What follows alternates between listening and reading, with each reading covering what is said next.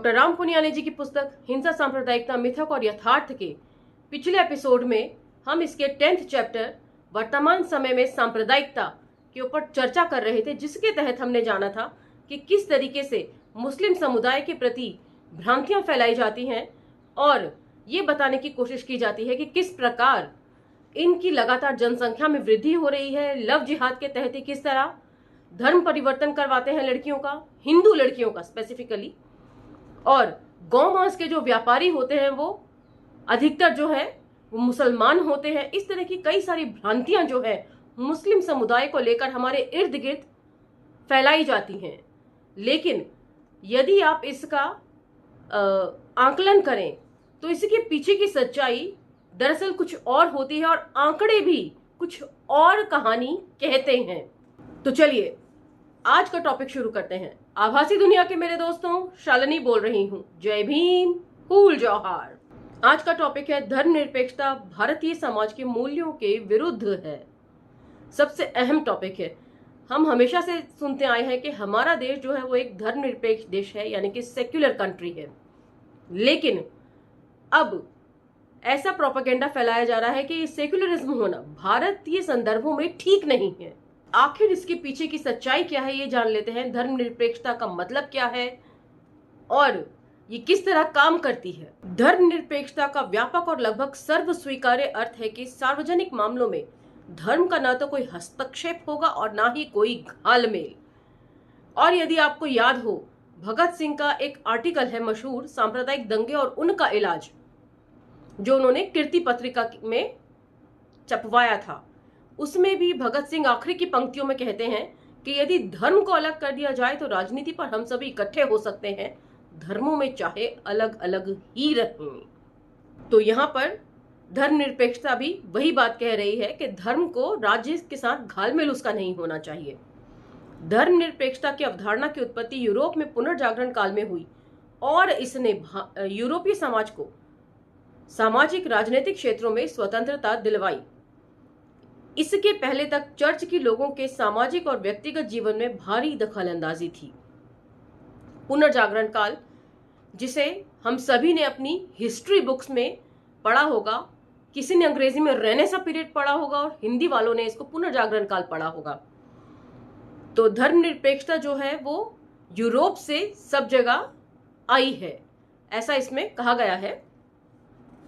और उससे पहले यदि आपको याद होगा कि चर्च के खिलाफ बहुत जबरदस्त आंदोलन चला था।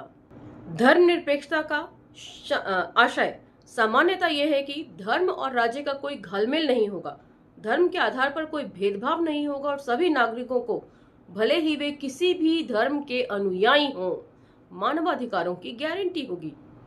लेकिन हाल फिलहाल के दिल्ली हो चाहे यूपी हो कि बुलडोजर प्रकरण के बाद ऐसा नहीं लगता कि धर्मनिरपेक्षता बनाए रखने में सरकार की कोई मंशा भी है। विभिन्न पश्चिमी देशों, जिन्हें सामान्यतः धर्मनिरपेक्ष माना जाता है, में धर्मनिरपेक्षता के स्वरूप में काफी अंतर है। अमेरिकी मॉडल में चर्च और राज्य के बीच की विभाजक रेखा का अर्थ यह है कि कम से कम सिद्धांत दोनों पृथक हैं और एक दूसरे के कार्य क्षेत्र में कभी हस्तक्षेप नहीं करते। तो अमेरिका में चर्च और स्टेट दोनों अलग अलग उनकी फंक्शनिंग है, एक का दूसरे में कोई दखलंदाजी नहीं है। कुछ देशों में मध्य मार्ग अपनाया गया है और धर्म आधारित एवं धर्मनिरपेक्ष राज्य के बीच राह चुनकर एक प्रकार से समझौता किया गया है।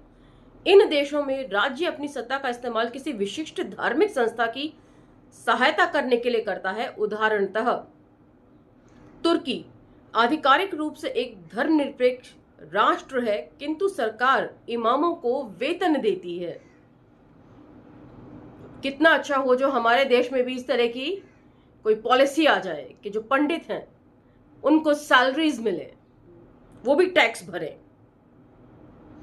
सरकारी विद्यालयों में धार्मिक शिक्षा दी जाती है और वहां धर्म संबंधी मामलों का एक विभाग है जो इस्लाम की गतिविधियों का संचालन करता है। इसी प्रकार इंग्लैंड यदि धर्मनिरपेक्ष राष्ट्र है, किंतु वहां की सरकार औपचारिक रूप से चर्च का समर्थन करती है, फिर भी इन देशों में वे कानून जिसका संबंध सामान्य लोगों से होता है धर्म के आधार पर भेदभाव नहीं करते। हो सकता है इंग्लैंड में क्लास और कलर को लेकर भेदभाव होता हो, लेकिन आपके धर्म यानी कि रिलीजन को लेकर वहां किसी तरह का भेदभाव नहीं बरता जाता है। लेकिन उसके विपरीत यदि आप भारत में देखेंगे तो भारत में क्लास भी है, कलर भी है, कास्ट भी है, और कास्ट जो है वो इसकी एक्सक्लूसिविटी है। राहुल सांकृत्यायन जी ने भी अपने लेखों तुम्हारी शय में इस बात को लिखा है कि कास्ट सिस्टम जो है हमारे भारतीय सिस्टम की एक्सक्लूसिविटी है।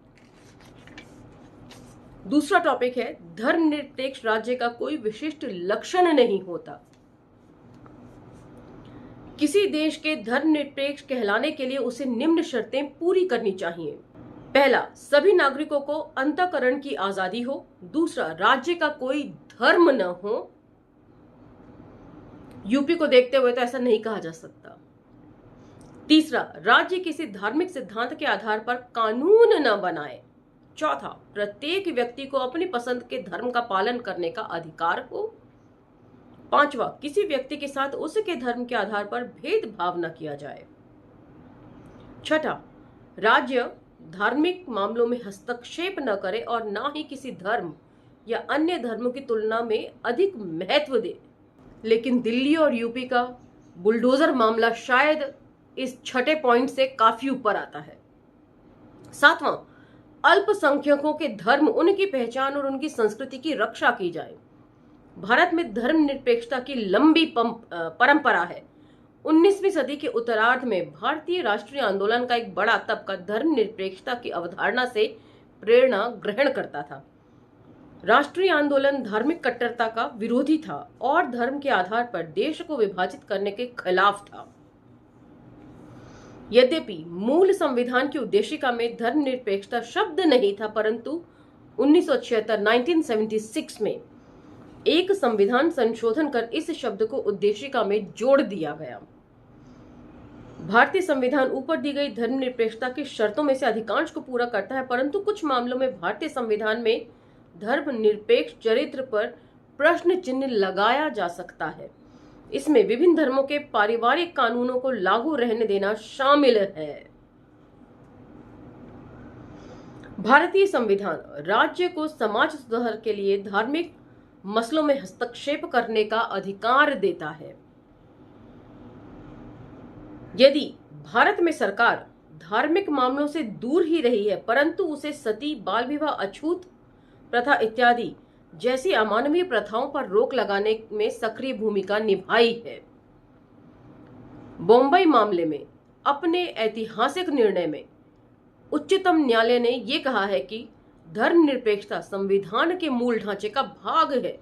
इसका अर्थ यह है कि संविधान को संशोधित कर उसकी धर्मनिरपेक्ष प्रकृति को नहीं बदला जा सकता।